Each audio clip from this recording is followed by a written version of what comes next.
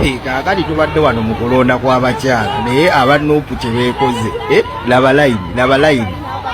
layini mazima laba alina kambulera layini gyalina kati wa enaale mu bambi abaddeyo n'abantu be nga bataano wuuyo naye nabo babogeredde ebigambo ne bavaawo ne badde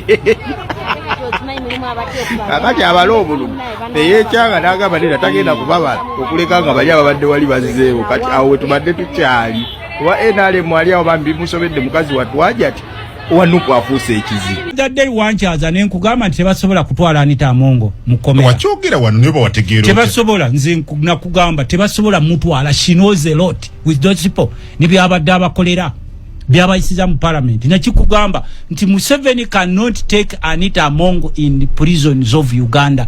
The highest prison Museveni jasobola kuteekamu Anita Amongo ge Makage mugiyita home arrest. Kale mukulikeyo mukulonda kwa bana bakyalo lunaku olwejjo saasobodde kubeerawo wano kubawa updates nebye nasanze mu inbox yange abantu abenjawulo obujulizi bwe bampadde nafunye muli essanyu ate oluvannyuma n'empulira ennyiike nga yeetisse omutima n'emmeme yange olw'ensonga ezimu oba ensonga endala. Banyabo ne bassebo akalulu ke twabaddemu kaabadde kakusimba mugongo okulonda kwa bana bakyala naye abantu babbye obululu mukalulako ku ground ku kyalo emitendera ngenda kubuulira gye bayiseemu okubba obululu. Waliwo abavubuka oba abasajja abayambadde engoye z'abakyala ne bagenda mu layini balonde n'abakyala waabwe bano olwabakutte bwe paba ate ne bagamba mbu bo babadde bali mu jasi kunyumirwa naye ng'ate babasanze bali mu layini era nga babadde bagenda kubabala kyokka ate nga tebakozesezza register naye Uganda eno kyovolaba obwolumu mumpangayo ka holiday nesikola nengenda nembaako byenkola kubanga amawulire gabaawo naye ng'engeri gye tugaleetamu olw'olumu bituggwako. Olunaku olw'ejjo Prime Minister yayisizza ekiragiro kya President era n'asaba kiteekesebwe mu nkola. Olwaleero poliisi ekakasizza ekiragiro kya President ekya bulungi bwansi ekyayisiddwa si tteeka naye kiki naye kiragiro. Kaakati okusinziira ku Prime Minister ebigambo byafunye obubaka obwamutumiddwa President Museveni yabutuusizza bulungi. Banyabo ne bassebo okutandika n'olunaku olw'enkyanga oli mu ggwanga Uganda singa onaasangibwa ng'ovuga ekidduka ng'ekidduka ekyo si ambulance si service cars naddala eziri mu Herethe ogenda kubeera okwatibwa mu bunnambiro. Okuva ku ssaawa emu mpaka ssaawa 4 buli lwa mukaaga olusembayo mu mwezi okuva n'olunaku olw'enkya ekiragiro kyayise tulina okutandika okukola nga bulungi bwansi era kanzije nkunnyonnyole bulungi nnyo osobole okutegeera ne Prime Minister mukuwe nkuwe n'ebirowoozo by'abantu ab'enjawulo ku nsonga eyesimba bw'etyo. Olunaku olwaleero Ssaalongo Erias Lukwago former Lord Mayor Kampala agenze maaso n'okubeera ng'ate akomezebwawo mu kkooti enkulu oba aleeteddwa mu kkooti enkulu olwaleero okuwulira ensalawo y'okusaba kwe okw'okweyimirira. Omulamuzi ono tasobodde kubeera ng'ate amuwa okweyimirira kwe era tasobodde kugaana kweyimirira kwe. Amurimandinze oba amuzizzaayo eruzira then naawa ennaku zaanaakomawo asobole okubeera ng'awa ensalawo ye. Okusinziira ku kkooti nga bwebadde tufunye buterevu buli kimu ekigenze mu maaso ekifudde oluyi olwo era nga tugenda kukikutuusaako gwe wenna agenda maaso n'okuba nti ogoberera omukutu guno. Embeera egyalimu ey'ebyobulamu bwe tutunula one such case is the one of the Honorable Erias Lukwago which came up today for bail hearing. We appeared before Justice Matovu with our colleagues, the Honorable Medal Segona and so many other lawyers. We made our case and we have a Honorable Tamaguzi Semakula agamba nti Mwami Museveni tasobola kusiba former speaker Anita Amongo era ensonga zaziwadde lwaki alowooza Anita Amongo tasobola kukwatwako. Okusinziira ku Honorable Tamaguzi Semakula engeri gy'annyonnyoddemu ensonga ze nga walaayibwa oziwuliriza olabira ddala nga yaaliba omutuufu era ensonga zamenyemenye zayogedde tugenda kuba tuzikutuusaako, and of course ogende maaso n'okuba nti obyewulirirako. Bw'obeera ng'omanyi nti baakubba essimu mu bitundu by'e Kampala n'emiriraano, naye ng'essimu yo ne gye buli kati togirabangako, gye buvuddeko nakola vidiyo ne mbategeeza nti poliisi erina amasimu ge yarikavalinze okuva ku babbi era n'ekwatirako n'abagambibwa okuba ababbi. N'olunaku olw'ejjo poliisi erina ekikwekweto kye yakoze mu bitundu by'e Kabalagala era n'ekwata amasimu mayitirivu nnyo. Waliwo abo abatandise okutuuka ku poliisi okuweebwa essimu zaabwe ezabbibwa. Gwe bw'oba omanyi nti wabbibwako essimu yo, nkusaba otega amatu ompulirize nkunnyonnyole omanye wa woyinza okusanga essimu yo. That is in case ng'omukisa gukutte ezimu ku ssimu eza recoveringiddwa poliisi nga eyo eri mu ezo. Ye lwaki tonzikiriza ne nsooka nkusaba vidiyo giweka like. Buli likinga vidiyo mu kigalo bw'oti kijiyambako okudduka ku speed etenkanika, information netuuka mankwayagala ogiraba n'ogiwuliriza mukadde. Mbutongole bw'oba gwe nga tatwegattangako space weeri wano leka naawe rent wo ojja kumuwa mpola mpola. Kati gwe sooka subscribing ensonga obeere ng'ate ozitulekedde. Nkolamu katono nnyo bwe nti bakama bange bano bakulu nnyo, nkimanyi naawe obeetaaga, kamba kujjukize bwe nzija ebigambo n'emboozi tubinyumye tukole ki tubigguse. Tovaawo nkomawo. Aba QYT Healthcare Traditional Chinese Medicine abasangibwa Nansana ku Yesu Amala mu maaso ga Total ku kizimbo kuliziwa Hair Academy bakutegeeza nti weebali nnyo okujjanjaba endwadde ez'enjawulo omuli asthma, sukaali, fibroids, ssenyiga w'ekibumba, hepatitis A, B ne C, abasajja n'abakazi abenyooma mu nsonga z'obufumbo, abaludde okufuluma kiyite constipation, omugongo oguluma, amagumba gakumeketa, alumizibwa mu nnyingo n'endwadde endala nnyingi. Balina ebyuma ebikebera endwadde mu buli kitundu kya mubiri eby'omulembe wamu n'abasawo abakugu mu kujjanjaba. Ate jjukira nti bataddewo promotion ng'okukebera omubiri gwonna kwa siringi $3 zokka. Kale yanguwa ofune obujjanjabi obw'omulembe. Anti obulamu bugagga, okumanya ebisingawo ku bino bakubire ku 076 64 36 67.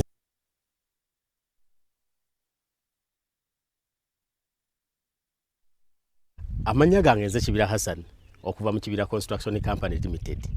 Tutunda amataka, tuzimba amayumba, tuddaabiriza amayumba, renovation tugikola, tusima amazzi. Ffe aba Kibira Construction Company Limited tutunda amataka ag'ebyapa, ag'endagaano ku makubo ag'enjawulo okugeza Hoima Road, Bombo Road, Masaka Road, Mitiyana Road. Ate tukiriza ne Kibanja Mpola. Osobola tukyalirako ku office zaffe ezisangibwa Essenge wa Kiso, oba tukubire ku masimu gaffe 0755 36 37 82. Ojje tugende mu maaso n'okwogereza ku business yonna gy'oba oleese mu office yaffe nga bwe nzoogeddeko waggulu. Tujja kwataganira wamu kubanga bye tukola tubikola nga biri mu kubogolokofu. Buli kimu ekigwa mu construction company tukikola. Bw'oba olina ky'oyagala okwebuuza era tukyalireko ffe ba Kibira tukubire buli kimu tusobola okukimala. Ntuusa omukisa okubabuuzaako nti assalamu alaikum wa rahmatullahi wa barakatuh. Alright. Mbalamusizaako gye musizidde okubeera nga mutulaba okwesaako okuba nga mutugoberera mitundu byonna ebikola eggwanga Uganda n'ebweru waalyo emirimu egy'enjawulo gye mukakkalabiza. Kansubire nti Lugaba Namugere Kadunda abawadde obulamu era abateeredde n'emikisa mu ebyo bye mutuusaako obuyiiya wamu n'engalo n'abakola egy'amagulu. Munnange emirimu tetugifaanaganya ate buli muntu yamanya waatetenkanya olunaku ne luziba. Abalala bwe mutyo musula muyiiya mu matumbi temwebaka. Buli muntu yenna ng'okola night shift nkutumiddeko ne nkutumirirako nnyo nnyini ddala. Kansuubire nti abamu ku bakola night shift temuli bakyala bafumbo. Abasajja boy it is okay, but abakyala bafumbo si kirungi kufuna mirimu ng'ate mukola night shift, amaka gayinza okusasika. Kale bannange neebaza nga sinnaba kutandika bya leero. Neebaza ne sekwebaza yenna abantu abakwata amasimu gammwe ne munkubira okumbuuzaako oba ndi bulungi oba siri bulungi. Buli lunaku lwemmala nga sitaddeyo vidiyo ku mukutu guno you care a lot. Munkubira, munterako messages so that muba mwagala kumanya oba ndi okay oba siri okay. Neba nange oba olumu mbeera ndi fine. Just waliwo ebibeera binkutte nga ndi tight nembulu akadde kenkola ki kembawa mwenga abantu. So oluusi family emanyi okunsika n'enziza ku ddyo ng'ate nammwe okukono omukola ki nga mumpita. But alhamdulillah tuli butereevu nammwe kati akadde munzikirize tukozese katonotono engeri gye saabaddewo olunaku olw'ejjo. Kakati ekiragiro kyayise bannyawo ne bassebo mu Uganda kakati buli lunaku olw'omukaaga olusembayo buli mwezi omwaka gubaamu emyezi 12 kati buli mwaka tugenda kufuna okuyonja eggwanga lyaffe emirundi 12 mu mwaka. Era nga kino bakikoze batya? Bakikoze nga buli mwezi nga guggwako olw'omukaaga oluba lusemba mu mwezi bannansi bonna balina okugenda okuyonja okuviira ddala munda ewaabwe ebweru n'amakubo kye tuyita bulungi bwansi. Right Honorable Nabbanja Prime Minister ye yagenze maaso n'okuba nti atuwa ekiragiro kino. Ebbaluwa eyo gy'olaba evudde mu Uganda Police era nga police ekkaatiriza n'okukakasa ekiragiro kya President nti kirina okuteekesebwa mu nkola. Era ezimu ku nnyingo poliisi zeewadde n'ennambika ekkaatiriza exactly ebigambo bya Prime Minister nga bwe yabadde abisengese wakati mu kuleeta ebiragiro bya President oba ekiragiro kya President ng'akituteera ku mmeeza. Bulungi bwansi ono agenda kuba akolebwa si Kampala wokka bamaama ne bataata abatulaba bannyawo ne bassebo, wabula bulungi bwansi agenda kubeera nga wakwetooloola eggwanga lyonna. Bwe nabadde ndaba okwogera kwa poliisi olunaku olw'ejjo, poliisi yategeezezza nti egenda kikola nga bwe yakikola mu COVID-19 whereby mu ssaawa ez'okukola bulungi bwansi ezalambikiddwa okuva ssaawa emu ey'okumakya mpaka ssaawa 4 ezo zonna essaawa zigenda kubeera za kukola bulungi bwansi. Okuva ku ssaawa emu mpaka ssaawa 4 tewaliiwo mmotoka oba pikipiki oba kagaali oba kidduka kyonna kikkirizibwa kutambula ku nguudo za Uganda. Ndowooza temuntegedde. Okuva ku ssaawa emu mpaka ssaawa 4 buli lwa mukaaga olusembayo mu mwezi tewagenda kukkirizibwanga kidduka kyonna ku luguudo lwonna olw'eggwanga Uganda. Kekibeere ekidduka kya biiroole bino ebyetikka ebyamaguzi oba ki olina okupaakinga bulungi bwansi n'asooka akolebwa.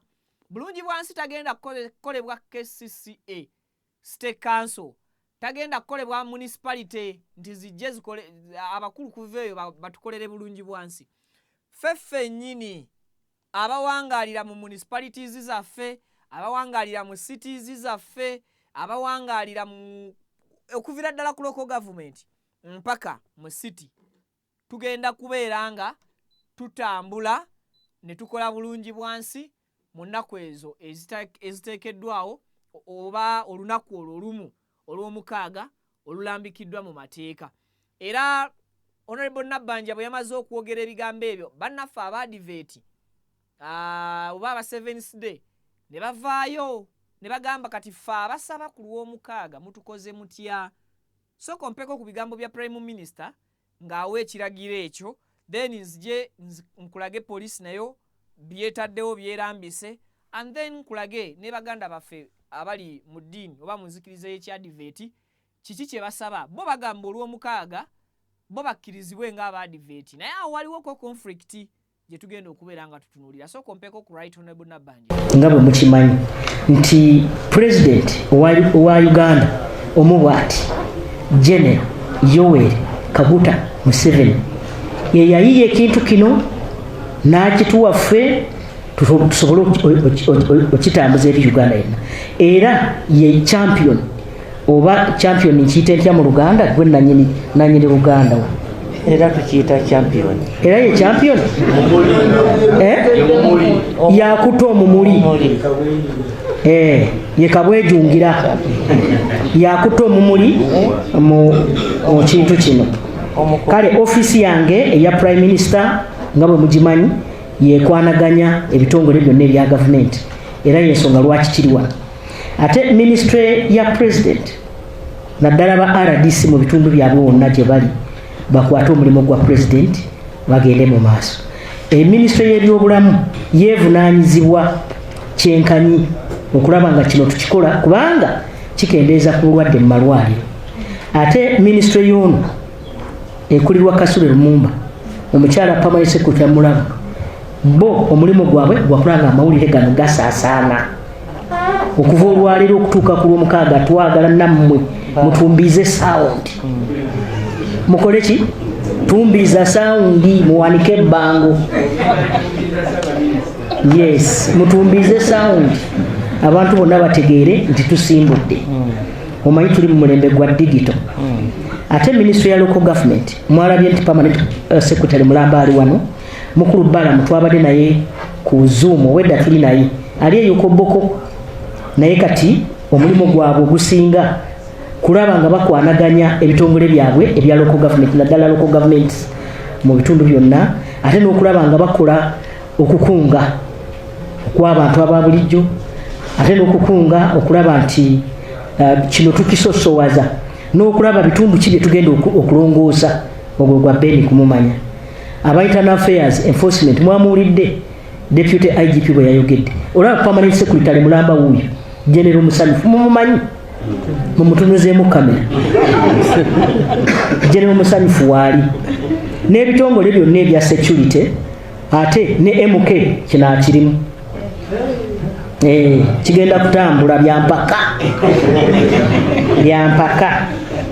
era tugamba nti omuntu anaagezaako okuzanyazanya waliwo bano aga nti kano kalya kano tekalya kasita onoogezaako okugaana bye twogedde ojja kuba ogudde mu nsobi ey'amaanyi ffe mu bakatuliki bakiyita saakiririgo ate ekyo mukimanyi kyentegeeza era ojja kulaba akanaava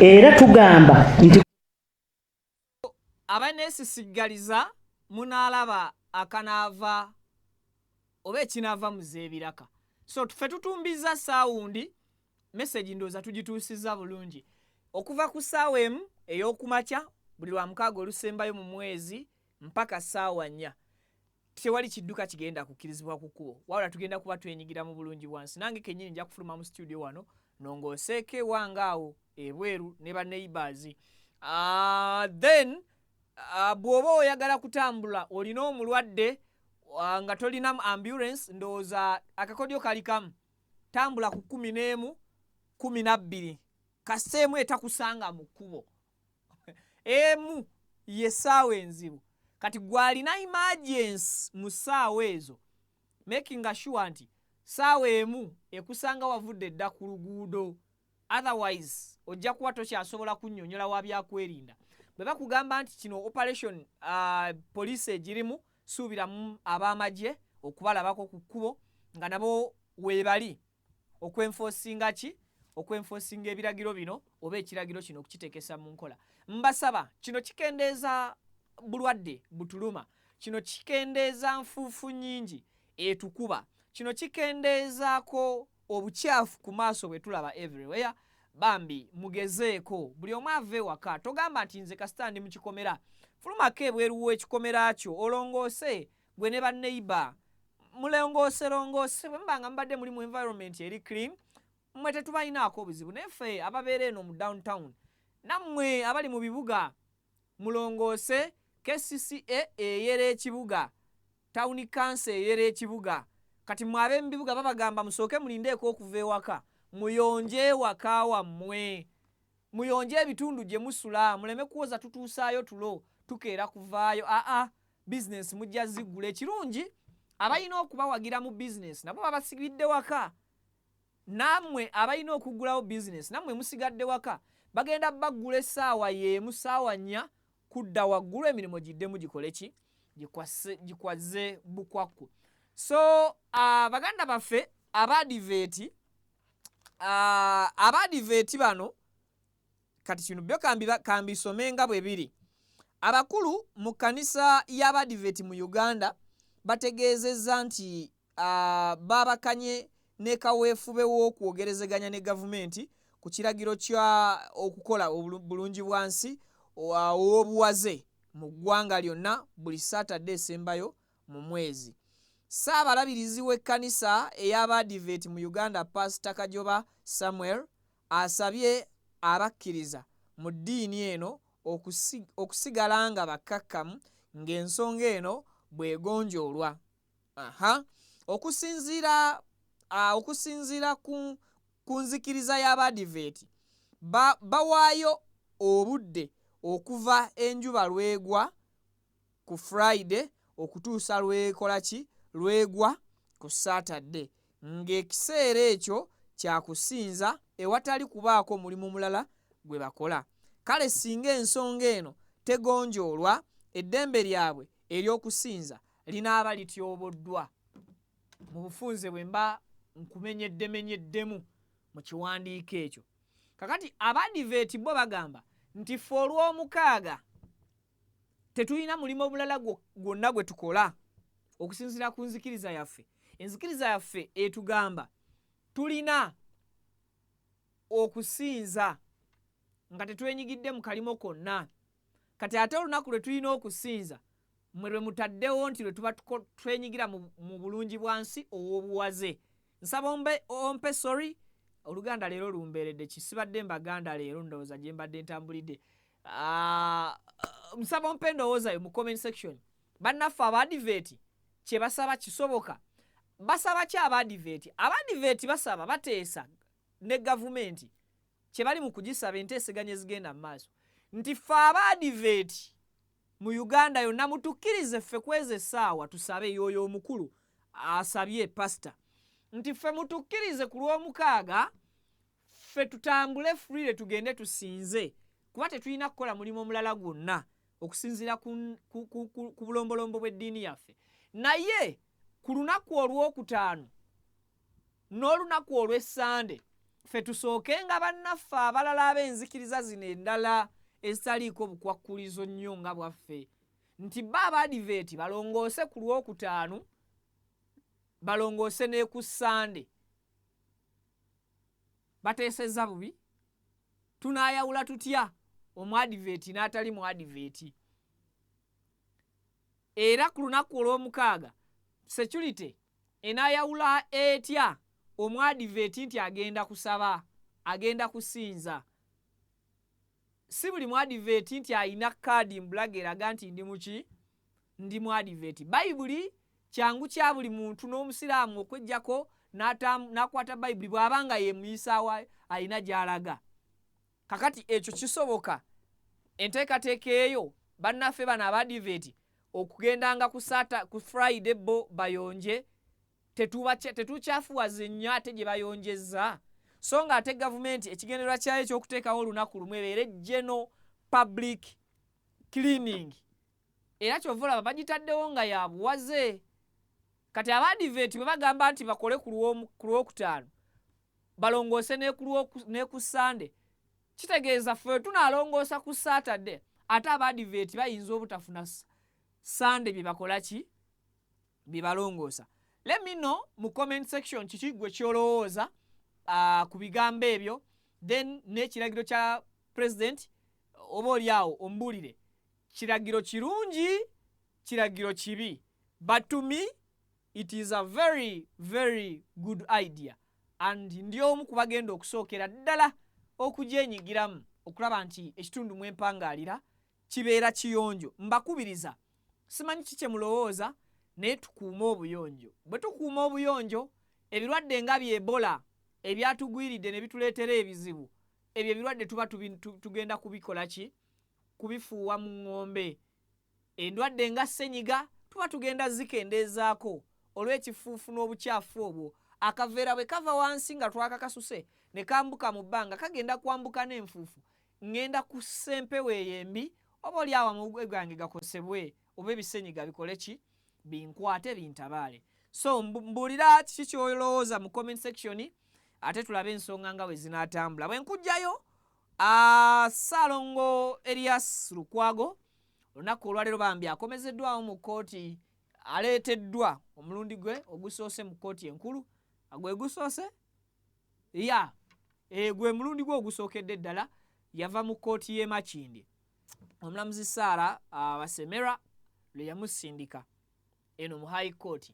Kati Erias Lukwago kkooti olwaleero tesobodde kuwa nsala yaayo ku kusaba kw'okweyimirira bannamateeka be kwe baateekayo, wabula kkooti etaddewo olwanga 31 Julayi 31 Julayi omwaka guno gwennyini. 31 ndowooza ejja kubeera Friday ku luli nabala bubi nabala lwakuna lunaku nkumbe lwali lulina kubeera lwa Friday. So egenda kuba Friday Erias Lukwago lwagenda okukomezebwawo. Kooti erabe oba emuwa akakalu kaayo, erabe oba enakkiriza Erias Lukwago yeeyimirirwe. Otherwise tuli baakusaba nnyo okusobola okukakasa nti Erias Lukwago abo abamuwagira bamulabako ng'agenda bweru. Jjukira Erias Lukwago yasaba nti afulume Uganda, bwe bamuwa akakalu k'ekkooti afulume Uganda agende alabe personal oba primary doctor we, nga primary doctor we tali Uganda, ali mu ggwanga lya Buyindi. Era omukulu ono okusinziira ku health condition gy'alimu yeetaaga direct kugenda kulaba primary doctor we oba personal doctor we mu Buyindi, baddemu bamutereeze oba bamukanike okusinziira ku Mulago National Referral Hospital yawandiika ebbaluwa ekakasa nti endwadde Erias Lukwago bannamateeka be ze boogera nti azirina kituufu azirina, ate ne bakonfaminga nti enzijanjaba ya wano oba oli awo si emu n'eyo Erias Lukwago gy'asobola okufuna e Buyindi, ngazzeeyo primary doctor we n'amukolako review. Oba ontegedde oba onfunye n'ekyemmanyi onziga. So mu buufu obwo abantu ab'enjawulo balabiseeko mu kkooti eno era ebadde ekubyeko obugule maama wa Lukwago, muganda wa Lukwago, mikwano gye Erias Lukwago, balooya ba Lukwago. Mukulu Joseph Gonzaga Sewungu omulabye anyumidde akantu k'abalooya ako akambala ako kamaanyi, kamaanyi. So Gonzaga Sewungu omulabye akantu kamunyumidde ne kakatagga bukatazi. Ndabakaawo bano baganda bafe aba NUP, David Lewis Rubongoya, maama wa Lukwago wali emabega omulabye, abakulembeze ab'enjawulo mu biti eby'enjawulo mu bibiina eby'enjawulo babaddewo. Erias Lukwago aleeteddwa wakati mu bukuumi obw'amaanyi ne security ebadde nnyingi nnyo ku high court. Kakati endabika ye nkimanyi obwedda mu mbuuza. Endabika ya Ssaalongo Erias Lukwago pavino ojja kunnyongerako ku bifaananyi ebyo abantu balabe, ojja kujjako wansi awo ebigambo musajja ajjidde era still ku mpingu, ayambadde ku mulundi guno n'atakaddiwanga bwe guzze gubeera just okujjako nti ebirevu n'envi, naye nga bw'omutunuulira mu maaso ge Erias Lukwago olabira ddala omuntu atali okay. Ekyo nkimanyi naawe atugoberera okiraba nti Erias Lukwago tali 100% okay. Omutunuulira face yonna yeesika okitegeera. Buli wentunuulira Lukwago oyo nga talina buuma bwe buli obw'omu matu bw'atera okuteekako bulirira ddala enyiike, because nsobola okumanya ki kyayitamu, nsobola okumanya, nyinza obutamanya exactly ye kyayitamu, naye nali ndozezzaako ku buzibu bw'amatu manyi kye kitegeeza.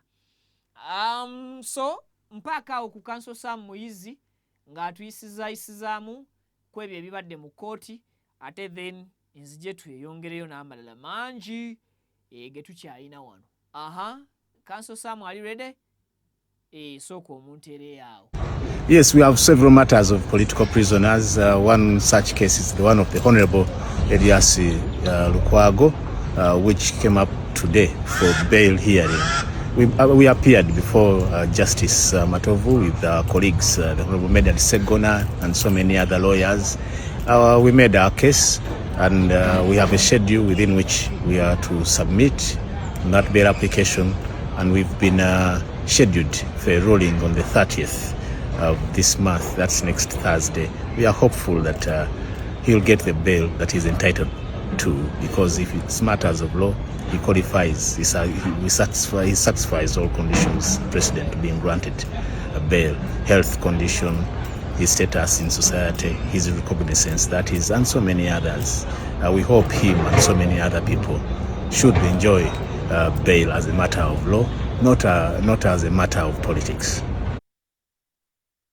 So agwanidde okubeera nti afuna bail bwe tutunuulira buli kimu ekyetaagisa mu mateeka omuntu yaliiseemu okuba nti afuna bail, n'ensonga ez'omuggundu oba ez'essimba ze tusobola okuwa kkooti ng'abantu nti Erias Lukwago yeetaaga okuwa akakalu ka kkooti oba yeetaaga okufuna akakalu kaayo, ensonga weeziri ez'omuggundu. Kale mwongere okumuteeka mu ssaala, ate tujja kwongera okuwa amawulire agafa sides zeeyo n'okwongera okumanyisa ebigenda maaso oluyi olwo. Bwe nkujjayo eyo, bw'oba manyi nga wabbibwako essimu yo, nnyabo oba ssebo. Buli wenjogera akagambo nnyabo oba ssebo, omanyi ekinzijira mbongo.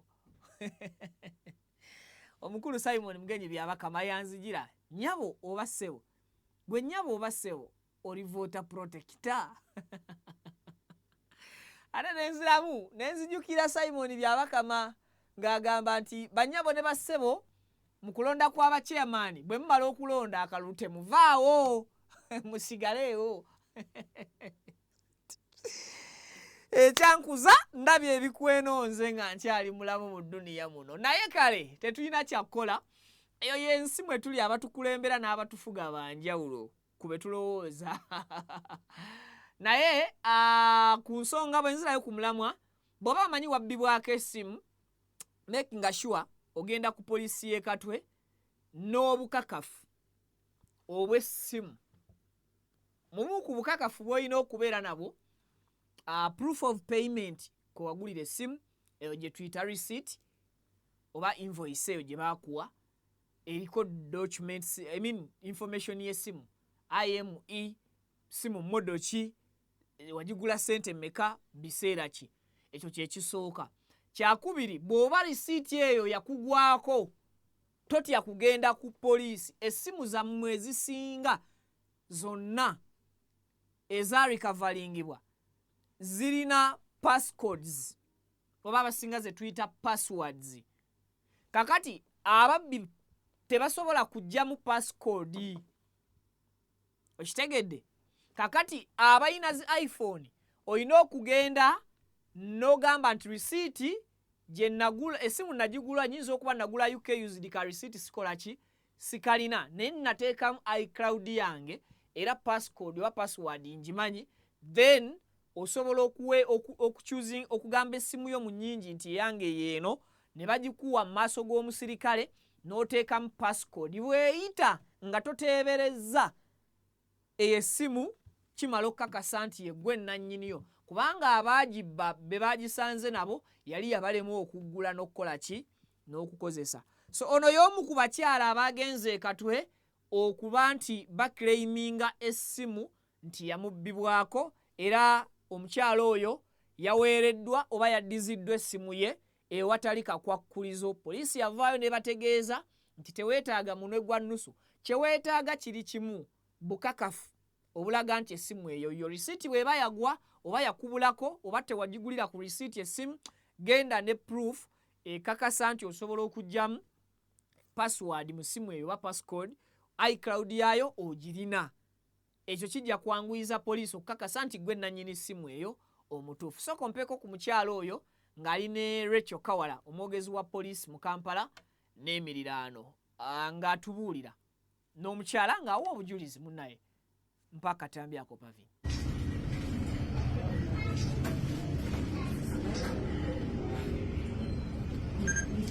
Basewo n'abanyabo nze wano okubakakasa nti essimu yange yanzibibwako ku lunaku lw'omukaaga ng'obudde nga ssaawa 12 we banziba nengenda ne reportinga ku poliisi naye olwaleero mbadde omu ku abo ab'omukisa abasobodde okufuna amasimu gaabwe neebaza poliisi ey'e Uganda n'okusingira ddala poliisi ey'ewano Katwe mwebale okukuba omulanga eri Abannayuganda bonna era mwena mbakubiriza nti mwena bwobanga wabbiddwako essimu yo jangu ekatwe ku poliisi oba ogende ku poliisi wona okusinziira amawulire g'oba ogalabye olabe oba osobola okuzuula essimu yo. Mbeebaza abapoliisi y'ekatwe mwebale nnyo mwebale ddala essimu yange yino ngifunye mwebale Ndala n'ebintu. Nabagamba omukyalo oyo Rachel Kawala yali ayogerera poliisi mu bitundu bya Eastern eyo ne bamuleeta eno. Ne bagamba nti abantu abasinga balina ebirooto nenze nnyina ebirooto ku afande.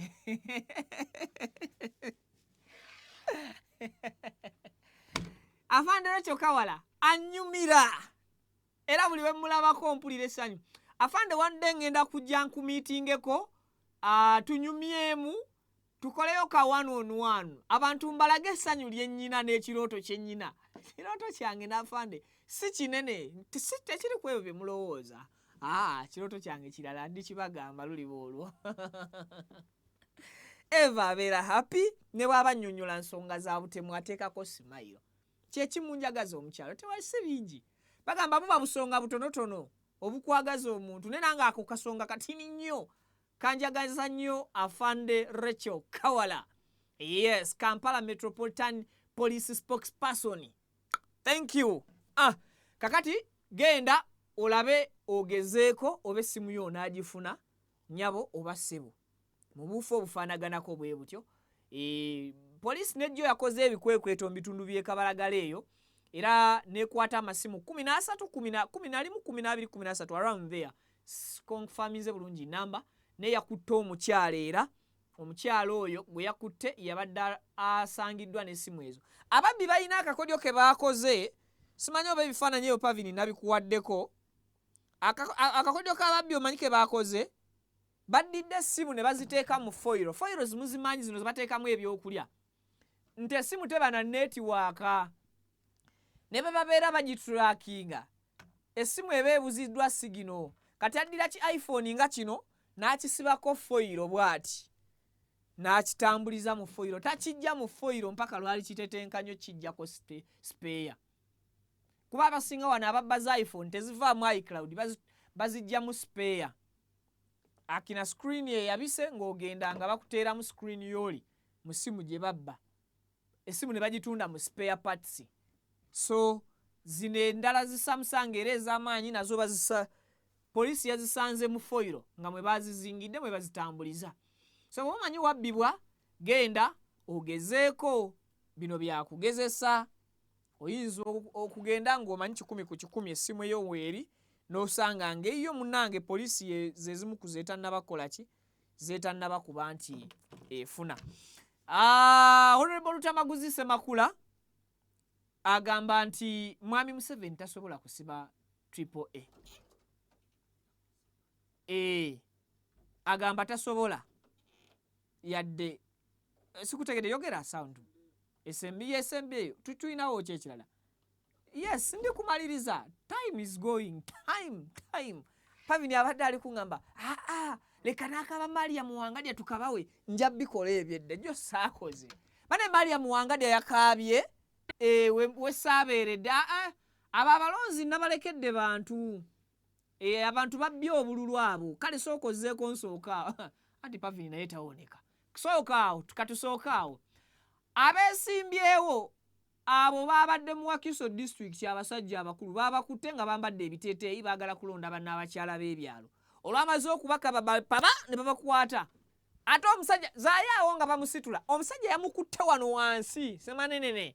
Omulaba yanyigidde ddala entula. Omulaba omukono lekera jawo obujja. Yamunyize. Kati nayegenza okulira nti ndooza bamutuuse. Nagamba owange afe tubadde twerimbise ono yagadde mukubangwala oli awulira akyayagala munyiga ntula. Nkirowoozezaako obulowooza nezange nenzikukwatako tezibanga zikoseddwa.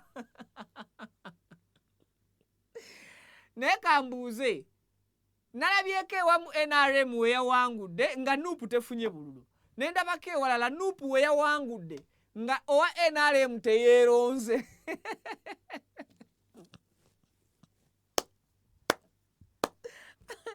Jukira etteeka erifuga akalulu k'okusimba mu mugongo liri eri tokkirizibwa kutunula mu mugongo oba kutunula mabega obwoti ng'essaawa y'okubala tennatuuka. Bakira oluba okutuula wepaba n'otunula eno gy'oli bwoti ky'olina okukola kusigala gy'otunudde.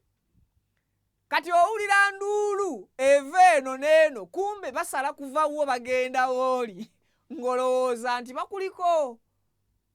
Kati essaawa ey'okubala akalulu bagamba okay okulonda kuwedde buli omu akyuka alabe baalina ogenda okukyukanga baba tebannabala nga balindako returning officer sinnalonda nti ate gwe yeesibyewo nti nange sinneeronda n'osala n'ogenda ate ewa opponent noga nange mumbalire eno oyo tafunye kalulu oyo n'omwegaana naye ng'oli mu kweryamu lukwe. So okulonda kwatambudde bulungi mu ggwanga newankubadde emivuyo gyabadde mingi.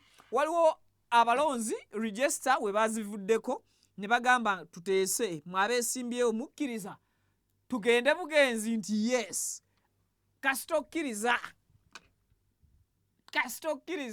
era buli eyakkiriza nti okulonda kubeere tekugendera ku register teyawangudde. Kibiina kirala kyekyawangudde nkibagambe ewammwe kyaki kibiina ki ekyawangudde. So tusigazaayo ndooza ku Lwakubiri lwe tulonda bassentebe b'ebyalo era kalulu ka mugongo. Onaawulira kale Honorable Lutamaguzi Ssemakula ku nsonga ya Right Honorable Anita Among former speaker agamba tebasobola musiba. Ebigambo bino yabyogerako ne tubikuwaako katumukuwe ngaddamu akkaatiriza ebigambo bino era mukkirize mbasiibulire wano kabadde kali brief chap kuli ako kubeerenga awo amawulire amalala gajja tulakalira Lutamaguzi Ssemakula Honorable okuteereddeko oyo dadde wanchaza ne nkugamba nti tebasobola kutwala Anita Amongo mukomera wakyogera wano nibo wategeera tebasobola nze nakugamba tebasobola mutwala she knows a lot with those people nibyo abadde abakolera byabayisiza mu parliament nakikugamba nti Museveni cannot take Anita Amongo in prisons of Uganda. The highest prison Museveni jasobola kuteekamu Anita Amongo ge Makage mujita home arrest bajita house arrest no waliwo bwe bakiyita ekitali na arrest nga ngosobola okutambula mu compound house arrest obati bakukirija kuva mu kasenge kamwe ne mu compound agenda nakube simu nabera ku WhatsApp ze nalaba ne baleta amata n'ennyama nakugamba they cannot arrest her.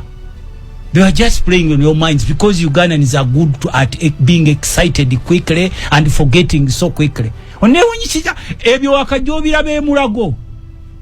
Ebyo warabye mulago ku Cancer Institute wakajobira be. Kwegamba byakwewunyisiza nnyo kuba kati fe waliwo ebitakyatwewunyisa okuwamba abantu kukyatwewunyisa okusanga emirambo ekyakwewunyisa okugenda mwaga amalwaliro twabuuza nga original nga mu mutuyita bayeekera ba government. Edwaliro lya government libeera mu litya private wing. Awakyogera wano nenja. How can that happen? They said it.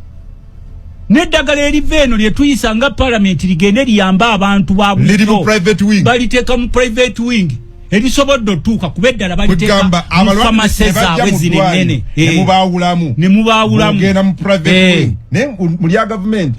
Lwaki tebagendera ddala maliro ga private? Omuntu bw'oba osabye okugera mu private genda nze bwe nkusanga nakasero sisobola kuyombesa. Nkugamba he has decided to go privately. Obusenge buli awe mulago. Nego osiriwaza abantu mulino ddwaliro lya government ate otaddemu basasula sente. N'otwala omulwadde mu ddwaliro lya National Referral Mulago ng'emmotoka etuuta omulwadde balina ogisasulira. Obulyeko ekirala ku ekyo? Saawa eno nina omuntu ali mu ddwaliro e Mulago yagenda kuzaala ne bamulongoosa akasenge kalimu buli lunaku bakasasula emitwalo 10 olaba naawe ebyo obiraba nze nali sikusubira kubiraba ebyo ati otandise nawe okukifiiringako otandise okifiiringako ekyali mwani molo faamu amateeka gateekebwawo ebisolo ebirala ne babigaa nti amateeka weegali naye we wambizi ajja sulanga waggulu ku kitanda ekyomufaliso mwe musule wansi ku semiti teeka wano isigala ligamba olwo animoloza iko naye wambizi ye neyeteerawo obukwakulizo bwe ku mateeka Samu amoa iko yali asad mwani molo famu wambizi yasuleli waggulu ku kitanda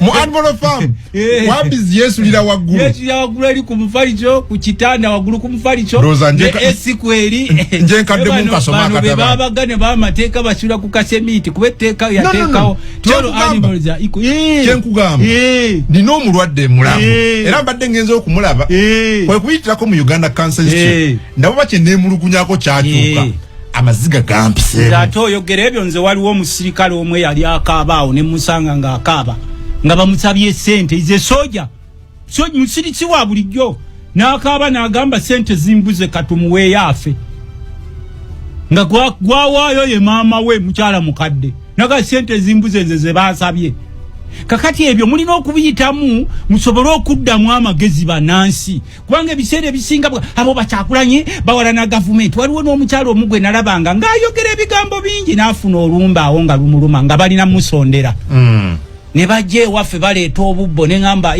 ate bano abawaana gavumenti ffe batuyita basiru lwaki tubasondera agende babadde awaana bamukolere waffe ebiriwo tebikyatwewuunyisa ate gwalabyeko nakatono kubigenda maaso mu ggwanga n'oddira eddwaliro lya gavumenti mpaayo ku mulembe ki nga era bwe baateekangawo private wings ezo zaabeerangako special restrictions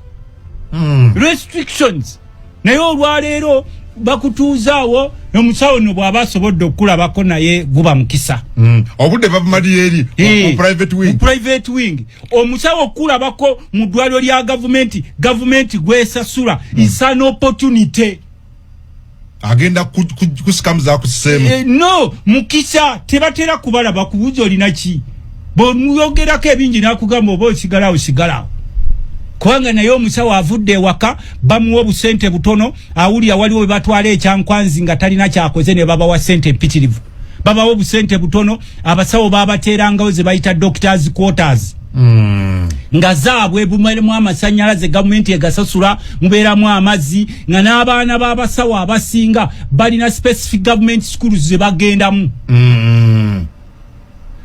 naye byonna ng'ekiwandiiko ekitabo ekitukuvu bwe kyagira bwe kiwandiika mu kitabo kya Yokaana 10:10 oba John 10:10 bwe kigamba nti omubi Sitaani yajja okubba okutta n'okuzikiriza genda olaba abantu ebafaanana otunulira ne minisita nawe n'atandika okukyamuukiriza mbu minisita yabirabye eggulo kwe tubadde nga tubibagamba nti ffe tetuli bayeekera omuntu omugezi yenna bwe bamugamba you have done something wrong akyusaamu awuliriza n'akyusaamu golowooza okufa kwammwe kulina kyekusobola okukyusa ku basajja bano ne bakugamba nti olw'okuba abantu bali eri mu Cancer Institute nga bagiyimbiridde ne basaba ssente mu palamenti n'egiyisa ne bateekawo abantu baabwe n'eddwaliro n'ettaka ly'amalwaliro ne bagenda nga balitemako bwe bateekawo zifamasi zammwe bateeka eddagala ery'ebbeeyi lye mulina okugula kati bateeka eddagala mu ddwaliro famasi zaabwe baani abagenda okugulayo eddagala katukole kiweshu anti temulina kyakkola the plane has already taken off bakugambye landing gear mwali badde mugikanikira wansi ku ground ne muleeta amateeka babawe 12,000 omusajja omukulu n'omulaba aweddemu n'atuuka okulwala nga bamusondera naye nga wali abadde akuba ttembere babateekako t-shirt eziriko protecting the gains kuba nsuubira naye wajambalako private wing mu ddwaliro lya gavumenti ekola muki aba QYT Healthcare Traditional Chinese Medicine abasangibwa Nansana ku Yesu Amala mu maaso ga Total ku kizimbo kuliziwa Hair Academy bakutegeeza nti weebale nnyo okujjanjaba endwadde ez'enjawulo omuli asthma, sukaali, fibroids, ssenyiga w'ekibumba, hepatitis A, B ne C, abasajja n'abakazi ab'enyooma mu nsonga z'obufumbo, abaludde okufuluma, kiyite constipation, omugongo oguluma, amagumba agakumeketa, alumizibwa mu nnyingo n'endwadde endala nnyingi. Balina ebyuma ebikebera endwadde mu buli kitundu kya mubiri eby'omulembe wamu n'abasawo abakugu mu kujjanjaba. Ate jjukira nti bataddewo promotion ng'okukebera omubiri gwonna kwa siringi $3 zokka. Kale yanguwa ofune obujjanjabi obw'omulembe. Anti obulamu bugagga. Okumanya ebisingawo ku bino bakubire ku 0764366667. Amanya gange nze Kibira Hassan okuva mu Kibira Construction Company Limited. Tutunda amataka, tuzimba amayumba, tuddaabiriza amayumba, renovation tugikola, tusima amazzi. Ffe aba Kibira Construction Company Limited tutunda amataka ag'ebyapa, ag'endagaano ku makubo ag'enjawulo okugeza Hoima Road, Bombo Road, Masaka Road, Mitiyana Road. Ate tukiriza ne Kibanja Mpola. Osobola tukyalirako ku office zaffe ezisangibwa Essenge wa Kiso. Oba tukubire ku masimu gaffe 0755 36 37 82. Ojje tugende mu maaso n'okwogereza ku business yonna gy'oba oleese mu office yaffe nga bwe nzoogeddeko waggulu. Tujja kwataganira wamu kubanga bye tukola tubikola nga biri mu kubogolokofu. Buli kimu ekigwa mu construction company tukikola. Bw'oba olina ky'oyagala okwebuuza era tukyalireko ffe ba Kibira tukubire buli kimu tusobola okukimala. Ntuusa omukisa okubabuuzaako nti assalamu alaikum wa rahmatullahi wa barakatuh.